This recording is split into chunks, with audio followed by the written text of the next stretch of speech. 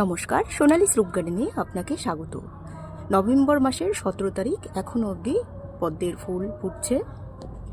এখানে এখন আরেকটা কুড়ি ফুটবে। গাছের অবস্থা দেখেই বোঝা যাচ্ছে ডরমেন্সি পিরিয়ড শুরু হয়ে গেছে, এখনও ফুল ফুটছে। এই ফুল ফোটার কারণ হলো অক্টোবর মাসের প্রথম দিকে আমি এই গাছ বসিয়েছিলাম, তাই এখন অবধি ফুল দিচ্ছে। এটাও তাই, অক্টোবর মাসের প্রথমে বসিয়েছিলাম, এখনও ফুল ফুটছে। নভেম্বর মাসে ফুল ফুটতে পারবে যদি এই পদ্মের গাছ শেষের দিকে বসানো হয়।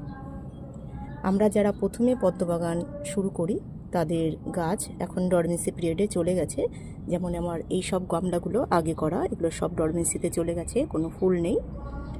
আর যেগুলো আমি অক্টোবর মাসে বসিয়েছিলাম সেগুলোতে এখন ফুল ফুটছে। ধন্যবাদ।